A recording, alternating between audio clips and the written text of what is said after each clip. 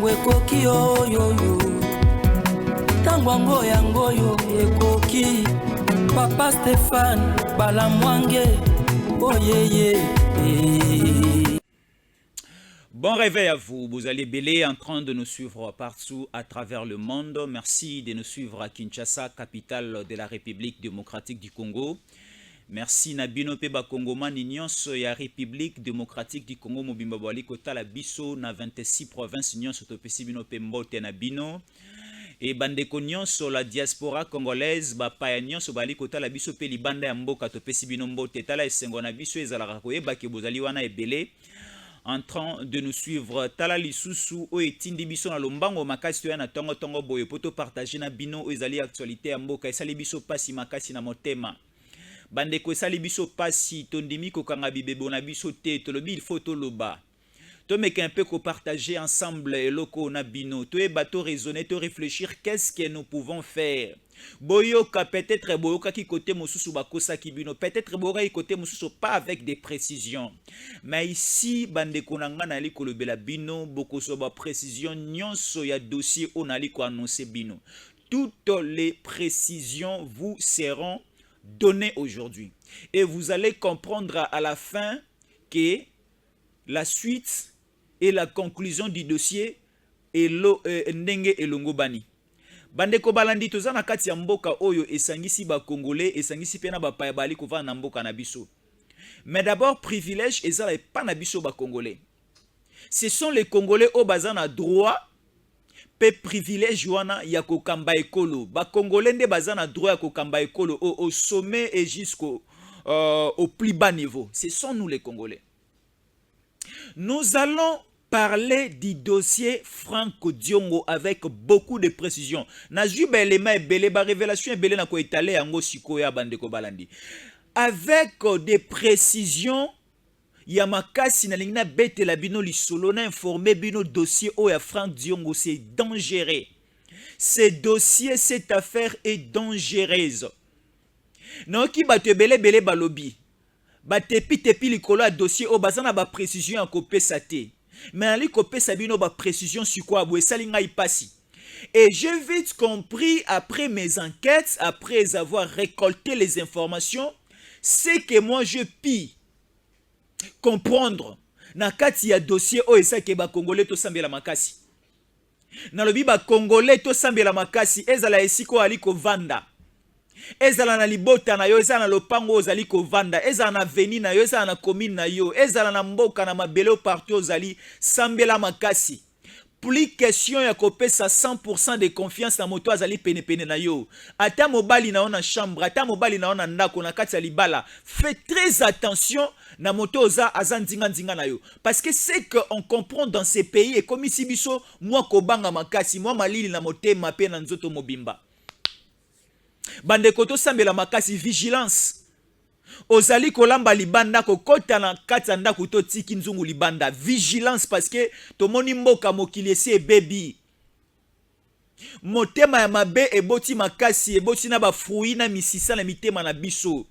Il faut to lamuka parce que ce qu'on a compris na ba oto ali kova na bango na mboka o ezali ko sala pasi bande ko boko eba nyonso awa boko ka nyonso awa na dossier ya Franck Diongo parce que ce qu'on a compris bato o nyonso bazana besoin ko sala mboka o mabe bande ko nyonso bazana pose ya ko déstabiliser ekolo Congo ba créer ba média na bango ba créer ba journaliste na bango ba créer ba plateforme na bango pour que à chaque instant ba sali mabe ba plateforme, ba presse, ba journaliste na bango, ba sotaka le devant, na ba tweets, na ba article, na ba publication, na ba sortie médiatique na bango, po ba défendaka bango, ba kosa ba congolais, ba bombela ba congolais vérité, ba bombela ba congolais information précise. Alors biso lelo tokoloba nyonso tokobangelo côté, mais eloko obele to sengi bino bandeko bali kota la biso bo sambela pona biso makasi. Parce que balingi ba vérité aboye bima tenali ko bete la bino dossier vérité nyonso ya Franck Diongo nyonso ali ko bima sikoyo boye bi lobi moleki bakanga ki Franck Diongo lobi moleki bakanga ki Franck Diongo awa nde bo ali ko yoka sikoyo toutes les dossiers les informations tous les dossiers ya Franck Diongo et vos apaisements ayez vos apaisements. Yango na lobi avant na banda ko dévoiler bino dossier à Franck Diongo, il faut d'abord aussi prendre conscience et sika o bino bozali bobonde la kamakasi pona mboka pona mabota na bino pe, et surtout la vigilance. Il ne faut pas trop faire confiance na bato baza pene pene na yo. On dit en français, la confiance n'exclut pas les contrôles. La confiance n'exclut pas les contrôles. Oui, je suis ensemble avec toi. Nous parlons bien avec toi. Tokoli ensemble. Toza tata moko, toza maman moko. Toza libota moko, toza famille moko. Mais la confiance, on nous dit, n'exclut pas les contrôles. Soyons vigilants parce que mokili c'est baby. Oali komata na motuka, oali komata na taxi, tala sima, tala liboso, banani okuti na kati ya motuka. Ozali komata moto, ozali kosala voyage, tala bisika no sovandi, banani bazali ko entouré yo. Parce que oyebi likama ekoya na direction ninité. To sala vigilant bande kolanga na likola musabino. To sala vigilant. Et kengende et kenge ezala na mboka na biso mobimba na mondelo ekolo. Surtout aussi je suis en train de transmettre ces messages. Na l'autorité na biso, les autorités, les dirigeants de ces pays, vous aussi à votre niveau, soyez tous vigilants. Les autorités, soyez vigilantes. Les dirigeants, soyez vigilants. Toyeba ke mboka o ebele balingi ke eza na situation o évolution to aliko kene na yango te. Alors tellement que va comprendre mboka o et que déjà na direction la vitesse ya komata likolo ya ko se développer. Kimia evanda développement ekota progressivement bande kobele ali ko tungisa mitema na bango toko beta masolo nyonso na Franck Diongo a nyonso ba précision nyonso bokozwa yango. Et aussi toko beta la bino masolo et sali biso susu pasi les experts ya Nations Unies, les conseils de sécurité à Nations Unies après les enquêtes. Nali ko rappeler, les experts des Nations Unies, ensemble avec le Conseil de sécurité des Nations Unies, après des enquêtes, il y a de nouvelles informations oti ko bimaka ka lobby moleki. Et bimi lobby moleki na États-Unis bazalaki moi mais biso zaki akolala. Parce que entre nous le Congo et les États-Unis bande ko bali ko nanga États-Unis nous allons moins décalage à heure. Décalage à 6 heures, décalage à 7 heures. Supposons que le lot a biso to commis déjà 1 heure, mais bango bazana moi ikune pas na bango. Biso a to commis déjà akola muka toke na misala, mais bango bazana nous pe akolala. Tozara na moi décalage à 6 heures et à 7 heures. Mais quand je suis en train de vous dire lobby moleki, biso zaki akolala na moi na États-Unis, il y a de nouvelles informations suite aux enquêtes, il y a ba experts ya Nations Unies et bimaki balobeli biso les nouvelles informations ezali ko annonce que James Kabarebe, c'est lui qui pilote le projet. Il y a déstabilisation et aussi il y a agression rwandaise na kati ya République démocratique du Congo. Alors les experts des Nations Unies est responsabilisé James Kabarebe. James Kabarebe c'est qui? James Kabarebe c'est le conseiller stratégique en matière de sécurité et conseiller privé. Il y a Paul Kagame. Ce qui Paul Kagame alamuki na mbeto na ye. Asilisi masolo na mwasi na emoto aliboso o ya shishota kanalito ya James ya Paul Kagame c'est James Kabarebe. Alors on nous dit tout ce qui se passe aujourd'hui au Congo. Les Nations Unies bazali ko reconnaître que à la tête ya ba tuerie nyonso, ya ba massacre nyonso, responsabilité nyonso o doit ko incriminer au groupe rebelle, que ce soit les M23, que ce soit les RDF, toute cette responsabilité, les révélations, les dernières révélations, il y a bande ko expert ya Nations Unies balobi que c'est James Kabarebe. Nyonso ezali koleka na Congo c'est James Kabarebe na ali ko piloter yango. Boko kapé ba révélation bimika sikoyo. Nalobi lelo na ko bomba te. Je vous parle aujourd'hui du dossier James Kabarebe selon les révélations il y a bande ko Conseil de sécurité des Nations Unies. Oh ba uti koloba, je vous parlerai aussi du dossier Il y a Franck Diongo, il y a mon alobi to bondela et aussi tozala ekenge na bisika nswali ko vanda parce que ma besi koti ma besi diable esi a su possession à nyonso. Diable a sombi na mite ba bandeko to bana ikomona ba santu lobi me ba santu te. Bazali ba diable loko aka diable auto bengana ka butu mo yazala mosika na biso. Donc moto auto tindaka eziki sa diable lisse faire, il faut to bana ko tinda yango pe eziki sa ba politicien o ya motema ya diable les hypocrites. Bali ko sekisa biso na mino mibale or mino o asuka kuna ezande po elia biso e boma biso e éliminer biso. Alors il y a mon lobby que tellement que vous les experts des Nations Unies, vous les conseils de sécurité des Nations Unies, le président de la République Félix Antoine Tshisekedi Tshilombo alobela batu nyonso aleka na Nations Unies, akenda na Union africaine, akenda ti atamboli na mikili ebele ya poto alobi que nous sommes agressés par le Rwanda. Motandima ki le chef de l'État Félix Azalaki te. Bino siko bino moko bo constater quelles sont les sanctions oyo bokwe ici likolo ya moto ya Rwanda, likolo ya moto ya James Kabarebe. Quelles sont les sanctions effectives au bokani ko sanctionner le Rwanda? Alors c'est pour cela nali komi lobela na biso ba Congolais. N'attendons pas les sanctions ba experts ya Nations Unies. N'attendons pas les sanctions ya ONU. N'attendons pas les sanctions à Conseil de sécurité à ONU. Parce que toutes ces personnes basées ensemble avec le Rwanda, bali koko sabiso, bolingo na bango eze bibebo, bolingo na bango eze normal véritable été. Alors prenons-nous en charge. Prenons-nous effectivement en charge de sécuriser nos quatre coins, de sécuriser le territoire national de notre pays, la République démocratique du Congo. Total la bande de côté parce que bakoko sabiso.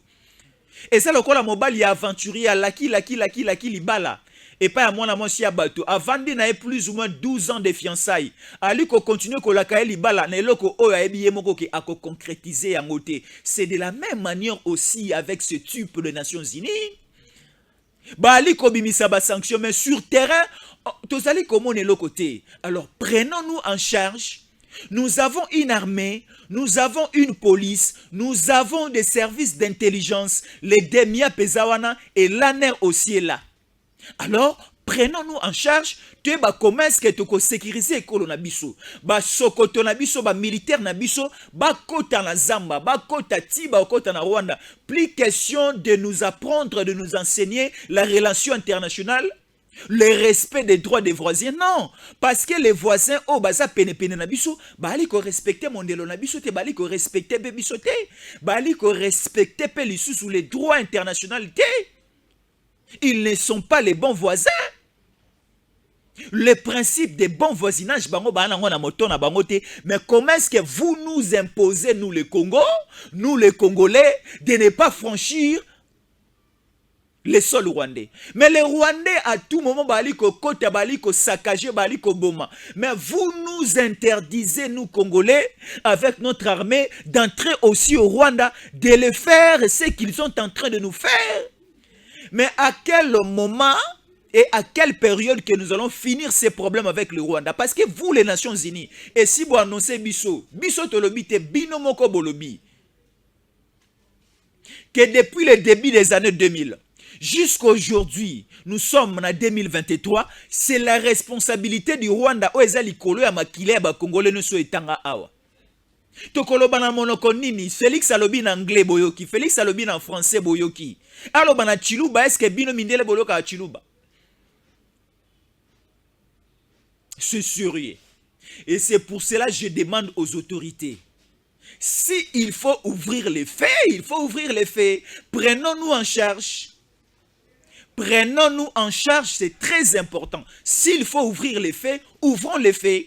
Parce que c'est la seule solution où je suis en train de réfléchir, ensemble aussi avec mon entourage, ensemble aussi avec les bons Congolais. On est en train de réfléchir que la seule solution pour finir ces problèmes, il ne faut pas attendre la dernière décision. Il y a l'expert, il y a Nations Unies, les sanctions, il y a Conseil de sécurité, les sanctions en communauté internationale, non. Il faut nous prendre en charge. S'il faut entrer au Rwanda, s'il faut répondre agressivement, il faut répondre agressivement. L'armée congolaise ne peut pas rester comme une armée en défensive. Nous ne sommes pas et nous n'avons pas et nous ne souhaitons pas que l'armée Nabiso est simplement une armée défensive. Non, nous voulons que nous soyons défensifs et nous soyons aussi offensifs. Donc, c'est-à-dire, si on nous attaque, nous défendons et aussi ça nous donne l'aval et la vitesse d'attaquer aussi à contredire aussi les ennemis du pays. Pourquoi simplement biso armée na biso, ba FRDC, bazalaka na Congo, bazalaka ba attaquer biso ba défendaka? Non, si nous constatons et nous remarquons que l'ennemi c'est tel, il faut aussi entrer à la maison de l'ennemi pour attaquer. C'est très important. Na ozongi la dossier, mais to zongana na Franck Diongo, bela ko lo bizali, bande ko émission comme elengi siko, dossier à Franck Diongo. Dossier à Franck Diongo. Je vous avais annoncé ici, je n'étais pas le seul. Stéphane Balamwang avait parlé, Joël Kitenge-Memma, et bon nombre de personnes toujours ici dans le temps de Koki RDC, on a dénoncé, on a fait des révélations, bae oya kondima bandima ki ebele pe bandima ki bisote. Tala suko esika to komi. Yango to lobaka bo tchaka lito imakasi na maloba to lobaka. Bola na rabilili ya pamba te.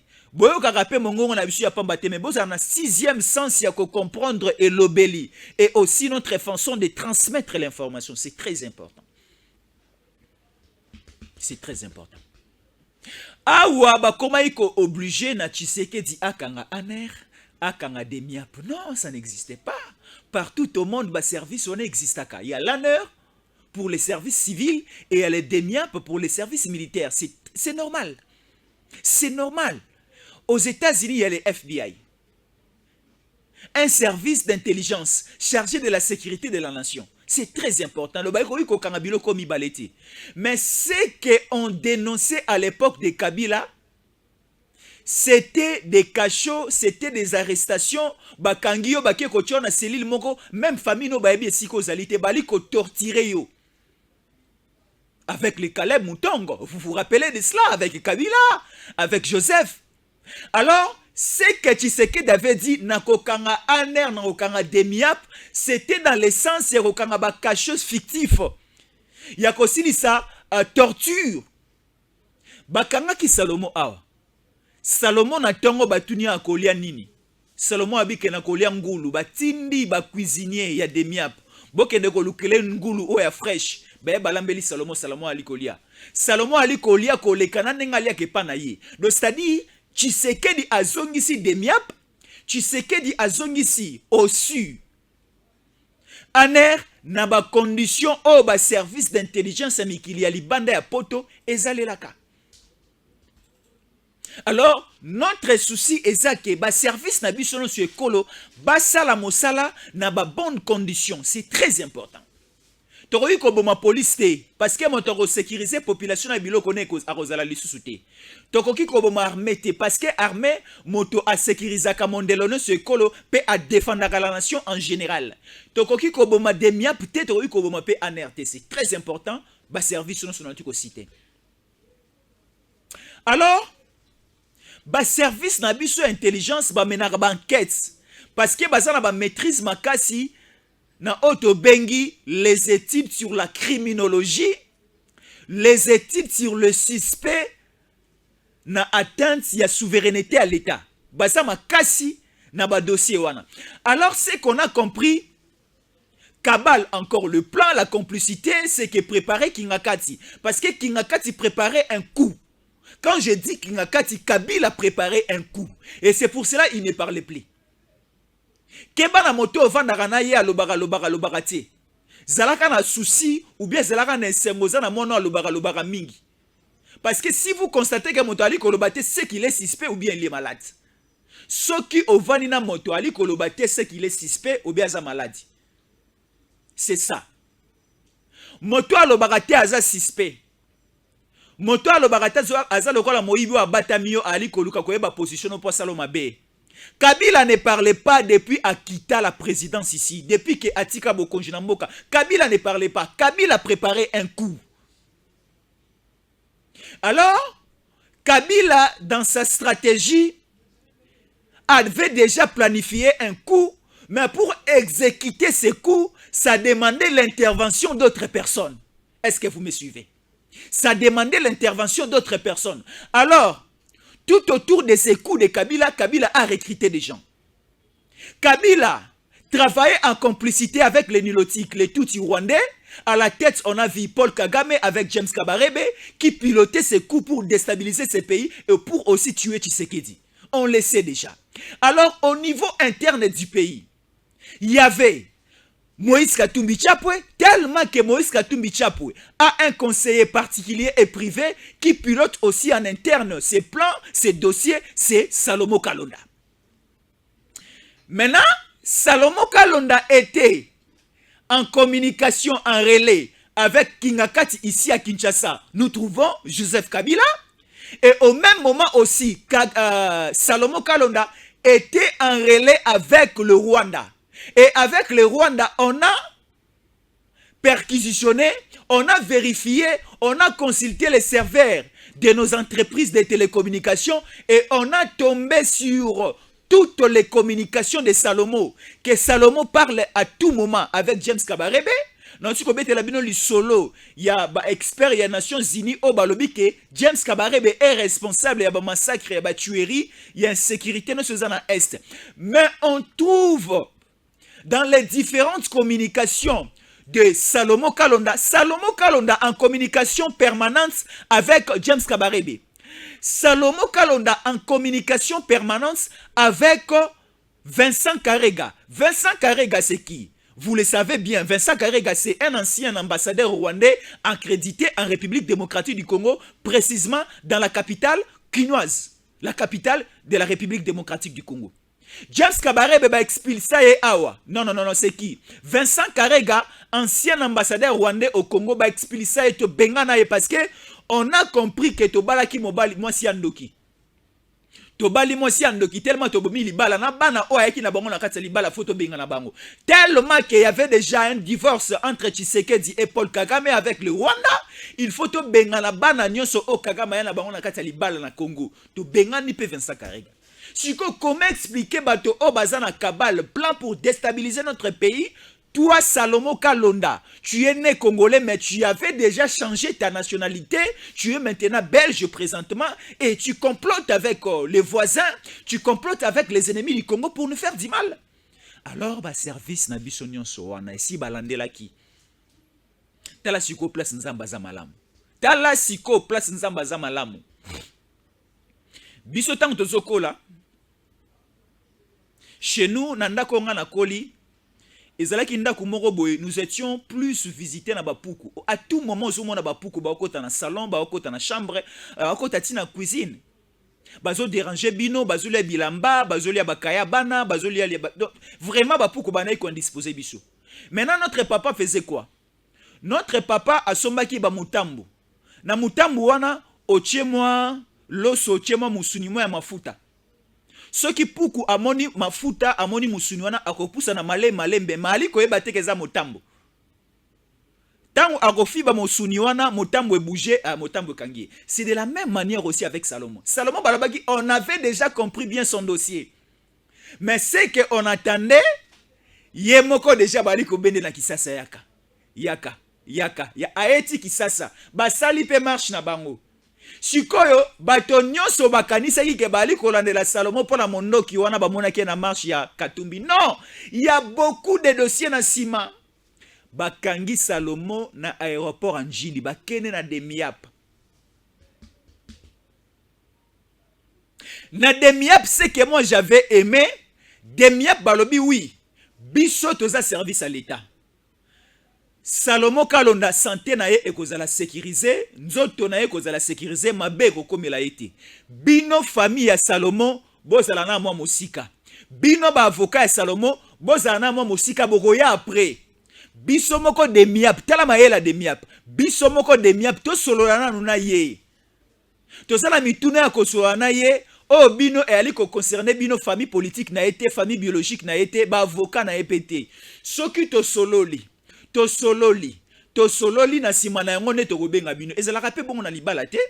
So bo ke de ko bala mwasi. Na tango ko discuter facture, boko inviter ba pa nyon sote, ba uta ba province, ba uta mikili ya poto ba ko assister na discussion facture. Non, biso na to ko discuter facture. Ceux qui te tombé d'accord avec la famille de la femme, jour si ko to ko déposer dot, jour ya fête ya monene ba ko pambola libala, pe to ko lia to ko bina to ko melande to ko inviter ba to nyon sote.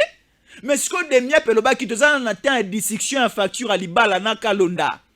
Toye bananu maloba oyo makambo to ali ko reprocher ce que za solo be lokuta to poser na ba question, c'est très important. Yango de mia paloba ki famille ya Salomon bozana musika. Famille politique biologique ya Salomon bozana musika. Bino ba avocat bozana musika to solo na biso moko tête à tête na Salomon to ba est-ce que ko bala mwana na biso azaya ko koka ou bien azaya ko kokate. Babandi ko so na Salomon. Ba solo na Salomon. Basolo na Salomon. Salomon tellement que maël ezalaki moke. Salomon komi ko sanza. Salomon komi ko loba. Aleki biloko ngai. Aleki biloko zei. Biloko lala shofa kite. Salomon komi ko sanza. Salomon komi ko sanza. Manque ya maîtrise et pas Salomon. Salomon a accepté et Salomon a avoué que toutes les communications va trouver dans le téléphone, ce sont des communications vraies. Voilà là où l'homme a commencé à chiter. Parce que okoki ko wanga na ke ba communication za yote mais ba ko bimisa mongongo na yo ba ko bimisa ndenge pesaka bonjour ndenge pesaka salut ba ko bimisa mongongo na yo ko déterminer que c'est toi.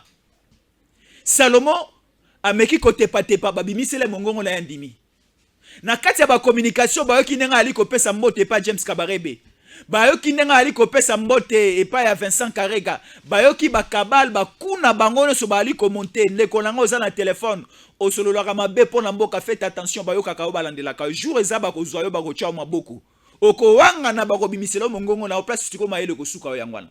Moi dans mon téléphone masolo na ngezala nzambe pambola Congo o nzambe batela Tshisekedi nzambe batela ba congolais so baza na est nzambe mabe ko bela mboka na ngai te. Tala masolo ona solo la na téléphone na ngai nzambe batela ba konzi ya mboka na ngai nzambe sala ngai pe na comme responsable ministre député pour na défendre mboka na ngai pour na travailler malamu pour na mboka na ngai nzambe pesa nga maele ya ko partager connaissance information na bande kono so batela ratango ko kier de c'est tala ba pelo nga na sala ka tout moment na bande ko na bayaya na baleki na bayaya migwa tala ba pelo nga na sala mais siko Salomon téléphone o ya somba ba crédit o ya chaka ezalaka pona ko benga ba pela mabe ba pela ko boma ba pela ko tangisa makila siko ba pel nyonso na ba enregistrer ki déjà yanga ya tabo enregistrer zaka ba pela mapamboli ya okende ke mbukeni ekine liboso. Salomon communication na ye andimi parce que ba preuve ezalaki sur terrain. Salomon siko a commis kobimisa ba kombo. Salomon, rappelez-vous, il avait cité le nom de Olivier Kamitatu. Olivier Kamitatu, c'est le directeur des cabinets et le porte-parole numéro 1, il y a Moïse Katumbi Chapwe. Administration nyonso ya Moïse Katumbi moto komaka mikanda, moto expédia kamikanda, moto conserva kamikanda, toutes les stratégies écrites moto salaka yango c'est Olivier Kamitatu. Siko Salomon kalonda bike non. Ba message nyonso bomoni na tinda na Rwanda. Makambo nyonso bomoni na ba papier na ngai te na komaka ngai na tanga kelasa molai te ba français makasi bonga na ko koma yango te moto akomaka yango c'est Olivier Kamitatu. Olivier Kamitatu déjà te tchie mopanzi. Et na maloba ya Salomon, Salomon aussi a cité le nom de Franck Diongo.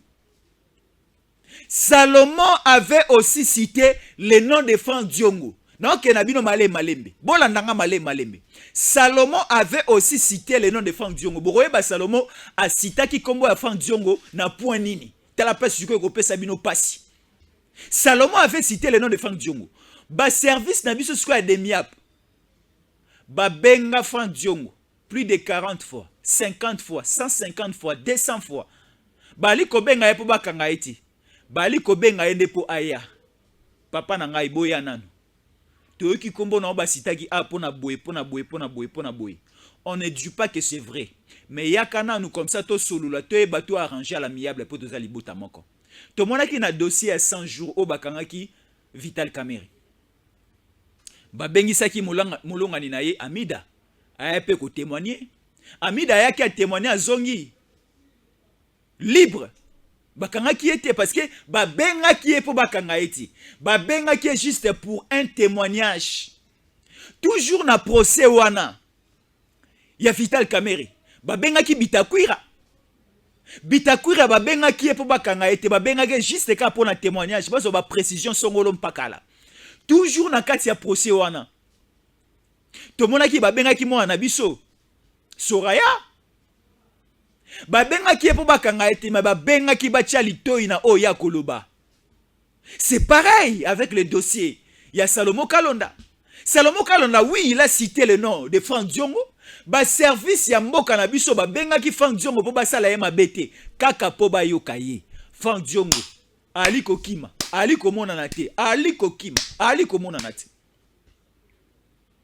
Donc Franck Diongo aussi a na salle dossier o. Franck Diongo pe banaki ko comploter na scène ensemble na bande ko belé parce que na yebisa ki bino singa eza mulai makasi. Singa euti na kingakati bantenne et transmettre signal na Rwanda ezongisi yango na Katanga na Lubumbashi. Katanga komi ko communiquer na ba représentant et baza a na kata Kisasa ne baluki basala kabalwana. Alors Franck Diongo a aussi été cité. Bengi à plusieurs reprises ali komona na te. Mais Franck Diongo oublie que Franck Diongo azalaki entre la vie et la mort. Franck Diongo azalaki na situation moko compliquée. To mona Franck Diongo nanga ali kolonga makala ali ko kende ko samba na makila na moto makile toni bilamba. Franck Diongo avait perdu plus ou moins 15 à 20 kilos. Yanzoto nae. Mais c'est lui qui a sauvé la vie de Franck Diongo. C'était Tshisekedi. C'est lui qui a sauvé la vie de Franck Diongo. C'était Tshisekedi. Franck Diongo était condamné au niveau de la prison de Makala par Kabila. Tabassé par Kabila. Ligoté par Kabila. Frappé jusqu'au niveau Oyakufa. C'était Kabila. Mais aujourd'hui, Franck Diongo tourne les dos à Tshisekedi. Tshisekedi o asala ki abima la situation compliquée azaki nango.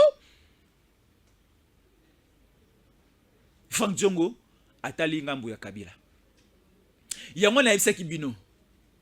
Oui, to sala bolamu. Mais bolamu na biso pe le kandelote. Moto to ali ko sala bolamu ali ko reconnaître bolamu to ali ko sala ete totika parce que kozala lokolo ozobwaka vers mungwa na océan. Résultat na yango kozala te. Résultat na yango kozala te. Océan ta obwaki 1000 sacs ya mungwa. Résultat kozala te okoma mungwa. Océan kokoma mungwa te.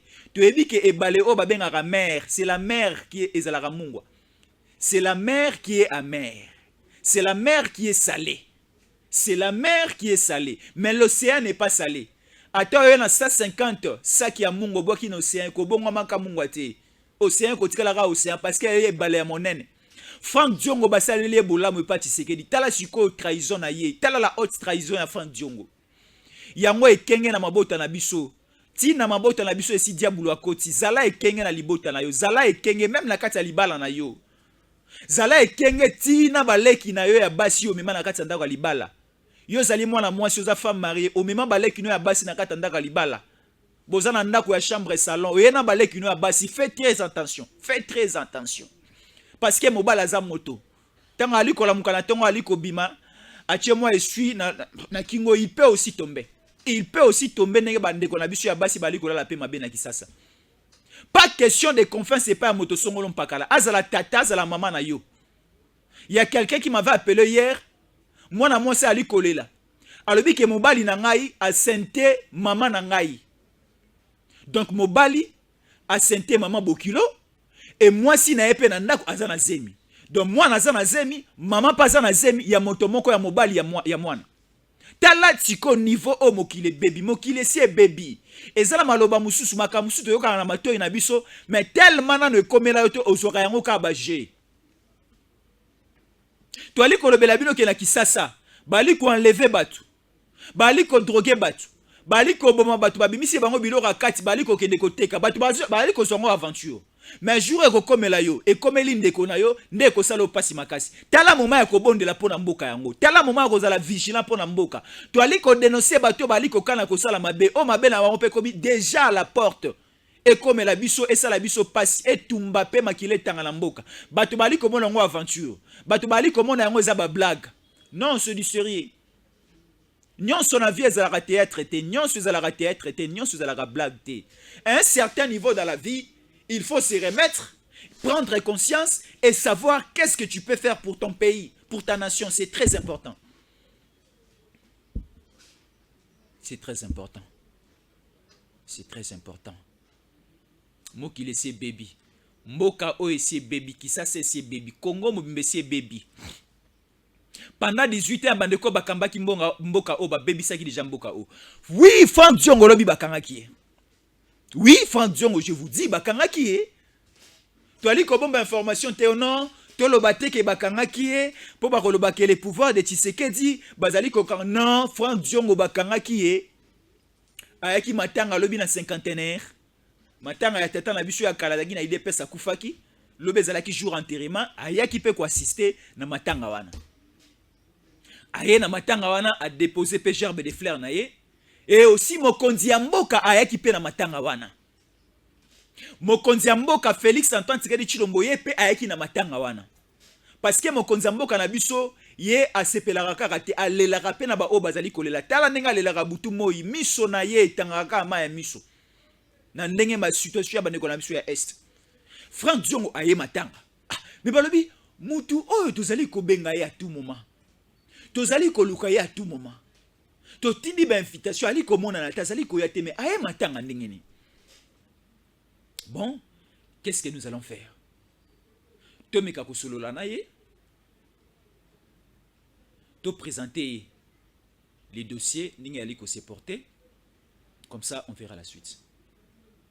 Franck Diongo a komi ko betabo. Franck Diongo a komi ko betabo. Franck Diongo a komi ko kima na motoka. Et ça là qui scandale na babalabala ki sasa. Babalabala ne se comment qui paralysé. Balanda motobo et balanda motobo tellement que l'état zagara l'état na kimia nyonso sans ko agresser motu, sans ko beta motu, sans que masasi beta, sans que makila etanga, sans que moto azoka, sans likama e comme la moto. Franck Diongo bazuye na kimia ba memie na niveau y inspection générale de la police. Franck Diongo tango bazuye ye mokote bazuye ensemble na chauffeur na ye po chauffeur na ye ayeba esika bakena ye bazu Franck Diongo bakotia na mutuka ya malili ya luxe mutuka yango na télévision na kati na connexion internet gratuite na kati. Franck Diongo bakangie mais azo chatter azo consulter azo kota na internet gratuitement o eza na kati ya mutuka o bachaki ya malili pe lisusu na mwa solo ya parfum ya kitoko. Baye na Franck Diongo na chauffeur na eti une inspection générale à la police. Bandeko ya poto bandeko ya partout baleko na biso inspection générale à la police ezalaka awa na kati ya Kisasa eza na commune ya Lingwala non loin en face kaka ya palais du peuple. Baye na Franck Diongo ti wana bakotisi bango batie bango na salon VIP. Salon moko ya kitoko makasi. Ngungi azalaka te poussière etikala kokota te puku to azate. Batie bango bali ko solola. M'expliquer que non, chers compatriotes, ndeko na biso député honoraire, tala, mais biso la police, tous un service habilité pour traiter dossier na yo, question na yo. Mais au moment où nous sommes, il faut to longola yo awa, to kende na yo na place na service oeza na bosenga na yo, po bo solo na bango. On va, excusez-nous, on va connaître la suite après. Nde sikawana balongoli Franck Diongo na inspection générale à la police na niveau ya Lingwala bakotisi encore na mutuka mosusu ya kitoko lisusu makasi bakotisi Franck Diongo yemoko batiki chauffeur na ye ba libérer chauffeur na ye baken na Franck Diongo na ba installation ya demiap na kimia nyonso ba commissaire ya demiap ba vandisi pe na placement confortable na ba condition malamu. Ba agressé était comme à l'époque de Kabila banaï ko agressé ba salier ma bête et l'autre côté. soki ba ko yebisa bino ki ba agressa ki Frank Diongo ba sala ki mabe ba compli ba kosibino azana kimia, il se porte bien, bali ko batela e malamu. C'est juste une question, il y a que poursuivre l'enquête parce que ba sika ki pe kombo na ye na kati ya dossier oyo ezali ko pelisa mboka. Na kati ya dossier oyo ezali ko sala pasi. Souci na biso ezali te ke tolali tolamuki bakangi mutu boyeboye, ezali ko sala biso esengote. Ezali ko sala biso esengote parce que Frank Diongo ape tata ya libota, ana mwasi azana bana. Toyi ko sepela te ke bakanga ye, mais soki moto azana mabe na ye, bakanga te. Soki moto asali mbeba, bakanga te. Soki moto azana mabungi, bakanga te. Siko mboka yango tokotambola na yango ndenge nini. Il faut aussi connaître que la justice est indépendante. Il ne faut pas fusionner, il ne faut pas rallier que c'est le chef de l'État. Lokola ba mona ki mokonzi ya mboka ye pa ki matanga. Frank Diongo pas aki na matanga et komi kaka que c'est Tshisekedi. Non. Tshisekedi n'est pas militaire. Tshisekedi n'est pas la justice. Tshisekedi n'est pas policier pour atinda bakanga moto. Non. C'est Kabila qui était dans ces rôles-là. Yamakambo Boali Koluba wana banaye ko sama à l'époque de Kabila. Mais avec Tshisekedi ça ne se fait pas. Ça ne se fait pas. Congolais Lamuka. Congolais Lamuka, Kolamuka ya Fayulu te alokuta, o alali susu ba Congolais makasi, mais Kolamuka ya bosolo, Kolamuka ya conscience, Kolamuka ya comprendre le système de jeu et évolution makamonenga aliko tambola. Soki to tikalika na pongi na diazepan o Kabila a chuba biso kota biso tina makila, nemboka o to komone ko katisa na Rwanda. Tala bazamba na biso forêt équatoriale si ba teki. Ma belle nyonso si ba teki. Et comme les Congolais za na mo mosolo na ye, ali ko luka mabele akosomba posa la bilanga. Mabele zate tout acheté par mon Nchuchu. Nyonso esomba mi e pa ya Katumbi. Nyonso esomba mi soke pa banani. Et musala bali ko sala pena mabele na musala ali ko mona na te. Mabele oyo eza approprié pour sala bilanga bato balia, bino bo somi mabele wana bo clôturer na kati to ebite bo bombani bo sala kanini.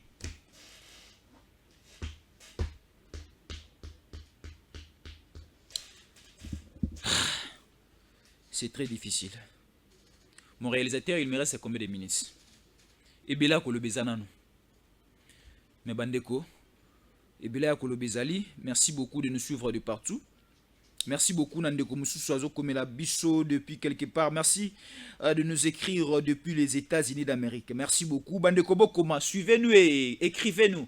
Commentez, placez quelque chose dans la page Nabisso. Là où c'est écrit commentez. Tuna motuna.